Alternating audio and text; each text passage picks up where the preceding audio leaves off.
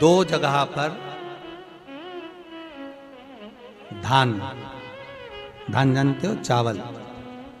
जौ चावल धान माना गया। ध्यान दीजिएगा, एक किसी नदी के तट पर, पवित्र नदी जो भी हो, गंगा, यमुना, सरयू, सरस्वती, इस नदी के घाट पर थोड़ा सा भी चावल का 8 दाना भी, 10 दाना भी, एक चुटकी चावल भी अगर हम पटक देते हैं, दान दे देते हैं, घाट पर रख देते हैं, तो कहते हैं वो दान कभी छिन्न नहीं होता, कभी समाप्त नहीं होता। एक घाट का दान, दूसरा तीर्थ का दान। तीर्थ से मतलब है किसी पुरी में, मोक्षपुरी में आप पहुंचे हैं, अयोध्या, कांची, अवंतिका, मथुरा आदि कादि, जिस पुरी में हम पहुंचे हैं, उस पुरी में आपने अगर अन्न का एक दाना भी दान दिया है तो वो महाराज छिन्न नहीं होता, वो भी अजर और अमर, उसकी भी अमर,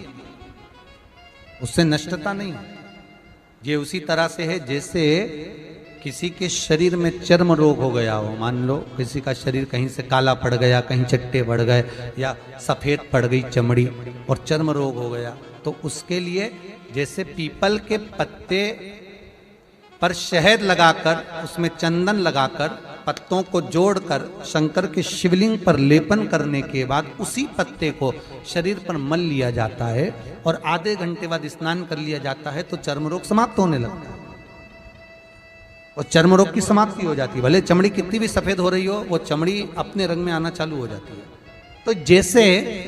चर्म रोग के लिए सुख का भान है, उसी तरह शिव उपासना के लिए दान का बड़ा महत्व है कि हमें 2 जगह कर किया गया दान। एक कहां,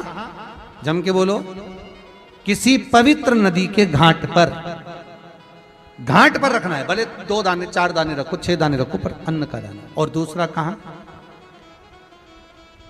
मोक्षपुरियों में,